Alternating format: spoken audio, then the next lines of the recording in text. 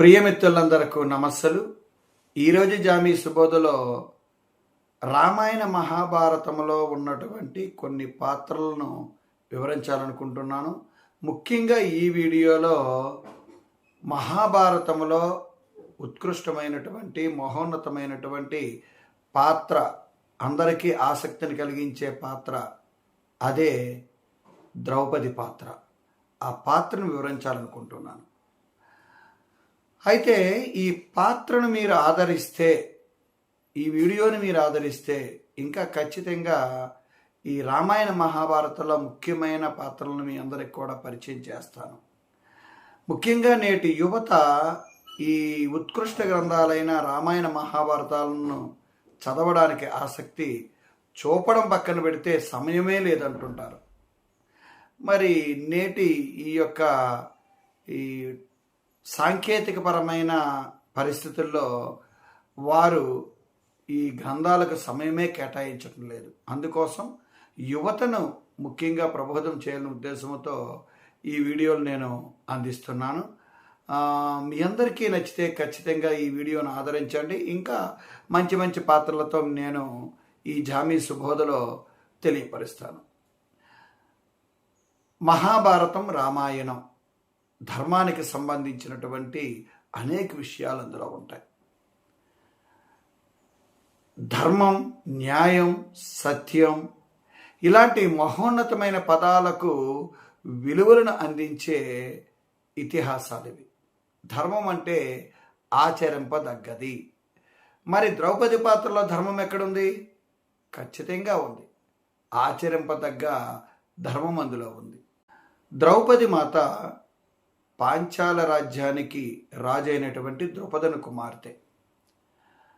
తనకున్న ఏకైక కుమార్తెకు ఆమెకు అన్ని విధాల అనువైన, చక్కనైన, గొప్ప భర్తను తేవాలనే ఆలోచనతో స్వయంవరాన్ని ప్రకటిస్తారు.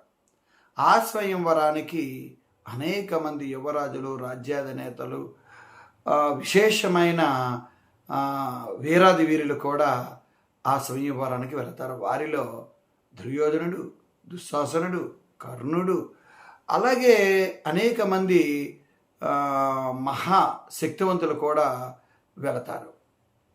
అక్కడకు బ్రాహ్మణ వేషధారిలో ఉన్నటువంటి పాండవులు కూడా వెళతారు. ముఖ్యంగా ఆ పాండవుల్లో భీముడు, అర్జునుడు కూడా ఉండడం జరుగుతుందన్నమాట. ఒక్కొక్కరు ఒక్కొక్క ప్రయత్నం చేస్తారు. అది ఆ ప్రయత్నం ఏంటంటే మత్స్య యంత్రాన్ని ఛేదించడం. అంటే ఒక పొడవాటి ఒక స్తంభాన్ని ఏర్పాటు చేస్తారు. అక్కడ ఒక చేపను పెడతారు. ఆ చేపను పెట్టి అది అలా తిరుగుతూ ఉంటుంది. క్రిందేమో నీటి కొలను ఏర్పాటు చేస్తారు. ఏ విధమైన అలజడి లేకుండా స్వచ్ఛమైన నీటిని ఏర్పాటు చేస్తారన్నమాట. మరి ద్రౌపదిని స్వయంవరంలో నెగ్గుకొని ఆమెను భారీగా పొందాలి అంటే మత్స్యంత్రాన్ని ఎలా ఛేదించాలి అంటే నీటిలో చూసి బాణాన్ని పైకి ఎక్కుపెట్టి ఆ చేపను కొట్టాలి. అంటే ఇలా నీటిలో చూసి బాణాన్ని పైకి ఎక్కుపెట్టి చేపను కొట్టాలి. చూసారా? చాలామంది ప్రయత్నాలు చేస్తారు. అందరూ విఫలం అవుతారు. చివరకు అర్జునుడు బ్రాహ్మణ వేషధారిలో ఉంటాడు. ఆయన అర్జునుడు అని తెలియదు. ఎందుకంటే ఆ మారువేషంలో ఉండవలసిన సమయం వచ్చింది. అది ఇంకొక రోజు మనం చెప్పుకుందాం. అందరూ కూడా నవ్వుతారు. వీరాది వీరులం, మహారాజులం, యువరాజులం మేము సాధించలేనిది ఒక బ్రాహ్మణుడు సాధించడమ్మా. బ్రాహ్మణుడికి కూడా ఇలాంటి కోరికలు ఉన్నాయా అనుకుంటుంటారన్నమాట. ఎవరు నవ్వు వారినే ఇబ్బంది పెడుతూ ఉంటుంది. అది పక్కన పెడదాం. కాబట్టి ధనుర్ధారి, మహాశక్తివంతుడు, ధనుర్విద్యలో ప్రావీణ్యుడు అయినటువంటి అర్జునుడు ఎవరిని లెక్క చేయకుండా తన ఏకైక దృష్టి మత్స్యాన్ని ఛేదించడం, అంతే. ఇది బాల్యములో విద్య నేర్చుకున్నప్పుడు కూడా, ద్రోణాచార్య దగ్గర విద్య నేర్చుకున్నప్పుడు కూడా పక్షి కంటిని కొట్టమనేటప్పుడు ఆ పక్షి కన్ను తప్ప ఏమీ కనబడలేదు. అది మరొకసారి మనం వివరిద్దాం. కాబట్టి ఇక్కడ చేప కంటిని కొట్టాలి, మత్స్యము యొక్క నేత్రాన్ని కొట్టాలి, అదొక్కటే కనబడాలి. అది కూడా నీటిలో చూసి బాణానికి చేసి ఆ విల్లుని పట్టుకొని బాణాన్ని సంధించి ఆ తిరుగుతున్న చేపను కొట్టాలన్నమాట. మరి చాలా చాకచక్యంగా, ఎంతో ఏకాగ్రతతో ఆ మత్స్య యంత్రాన్ని అర్జునుడు ఛేదిస్తారన్నమాట. వెంటనే సభలో ఉన్నవారందరూ ఆశ్చర్యచకితులవుతారు. ఏమి ఈ వింత, ఒక బ్రాహ్మణుడు ఏదో మాయ ఉండి ఉంటుందిలే అనుకుంటారు. మొత్తం మీద ద్రుపదుడు మత్స్యంత్రాన్ని ఛేదించిన అర్జునుడికి ఇచ్చి వివాహం చేయడం, ఆమెను తన భర్తతో వారి స్వగృహానికి పంపించడం జరుగుతుందన్నమాట. స్వగృహానికి వెళ్ళేటప్పుడు మార్గ మధ్యలో అర్జునుడు సోదరుడైనటువంటి భీముడితో అంటాడనమాట, అన్న, మనం ఇంటికి వెళ్తున్నాం కదా, అమ్మతో ఓ చిన్న పరిహాసం చేద్దాం. తల్లిగారితో,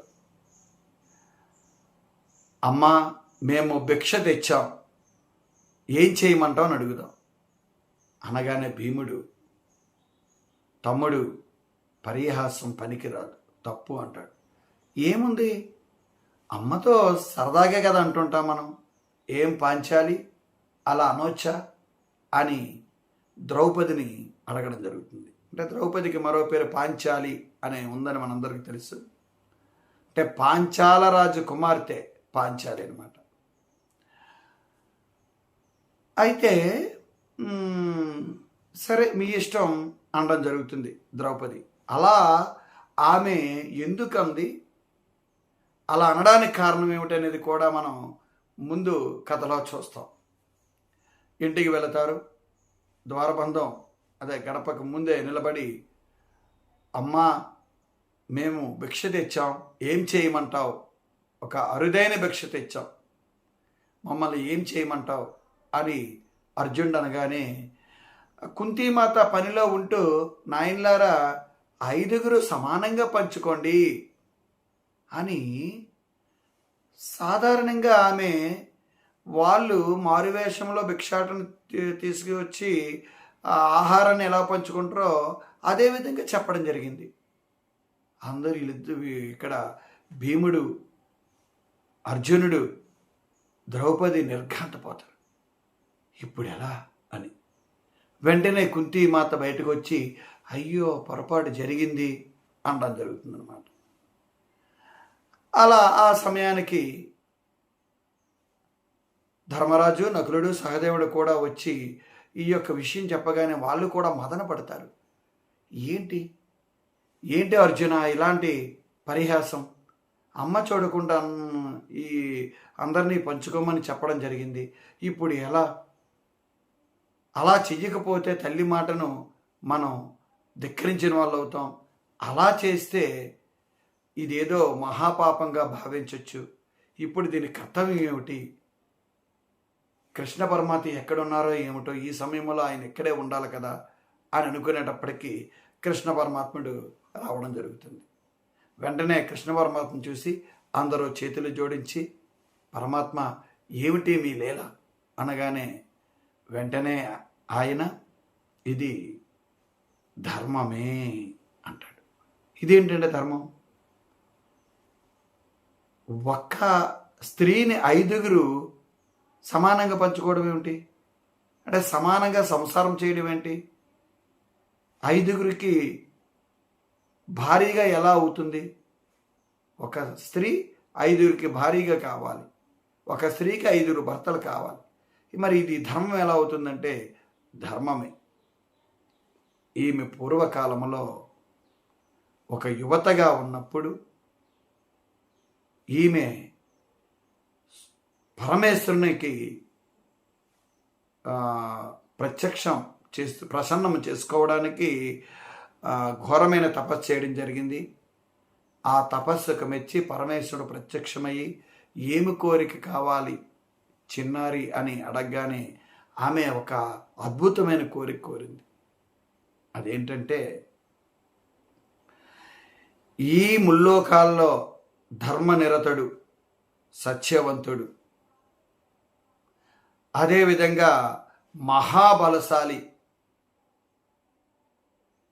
ఆంజనేయుడి వలె మహాబలశాలి, పరశురాముని వలె విశేష గుణాలు కలిగినటువంటి ధనుర్ధారి,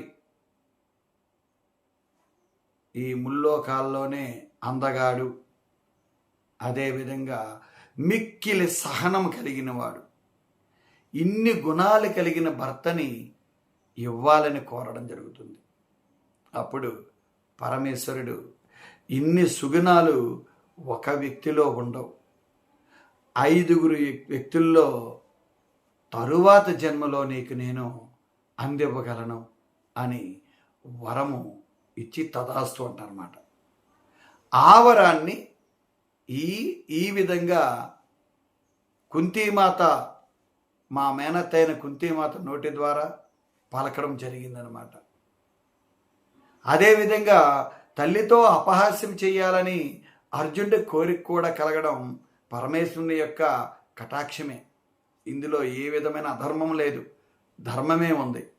అందువల్ల మీరెవ్వరూ కూడా బాధపడవసరం లేదు. తల్లి మాటను శిరస్సా వహించండి, నియమాలు పెట్టుకోండి, నియమానుసారంగా ఆమెతో సంసార జీవితాన్ని కొనసాగించండి అని అప్పుడు పరమేశ్వరుని యొక్క వరాలకు ఇచ్చిన వారి మాటకు ఒక నిబద్ధత, విశిష్టత ఉంటుందని పరమేశ్వరుని అంటే అయినటువంటి శ్రీకృష్ణుడు చెప్పడం జరుగుతుందన్నమాట. ఇదండి పాంచాలి ద్రౌపది మాతకు 5 భర్తలు ఎందుకున్నారని చాలామందికి సంశయం ఉంది కదండి, అనుమానం. కొంతమంది దాన్ని అపహాస్యం చేసే విధంగా మాట్లాడుతుంటారు. హైందవ ధర్మంలో ఒక స్త్రీకి 5 భర్తలు ఏమిటి అని కావాలని కొంతమంది మాట్లాడుతూ ఉంటారు. వారందరికీ ఇదొక్కటే సమాధానం. ఇదండి ద్రౌపది మాత యొక్క వృత్తాంతంలో ఒక ముఖ్యమైన విషయంగా మీ అందరికీ వివరించాను. చివరి వరకు చూసిన మీ అందరికీ హృదయపూర్వక ధన్యవాదాలు తెలియజేస్తున్నాను. ఇలాంటి రామాయణ మహాభారతంలో ముఖ్యమైన పాత్రలను అవశ్యమైతే తప్పకుండా నేను నేటి యువతకు, విద్యార్థులకు అందించడానికి సిద్ధంగా ఉన్నాను. నాకున్న పరిజ్ఞానంతో, నేను తెలుసుకున్న పరిజ్ఞానంతో ఖచ్చితంగా ఒక ధర్మమైన విషయాలను జామీ సుబోధ ద్వారా అందించి యువతను ఒక మంచి దారిలో పెట్టాలనే ఆలోచనతో ఎప్పుడూ కూడా చెడు మాట్లాడకుండా కొన్ని సందర్భాల్లో ఈ యొక్క ఇతిహాసాల్లో కానీ పురాణాల్లో కానీ ఉన్న విశేషాలను వారు అపహాస్యం చేయకుండా ఇది భగవత్ స్వరూపమే, భగవత్ మాటయే అనే భావన కలిగించే ఉద్దేశంతో ఇలా కొన్ని విషయాలను నేటి యువతకు అందించాలనుకుంటున్నాను. ఈ వీడియో నచ్చితే తప్పకుండా లైక్, షేర్ చేయండి. అందరికీ కూడా ఈ యొక్క చరిత్రను అందిస్తారని మరొకసారి మీ అందరికీ ధన్యవాదాలు తెలియజేసుకుంటున్నాను. మీ మిత్రుడు జామి సత్యనారాయణ.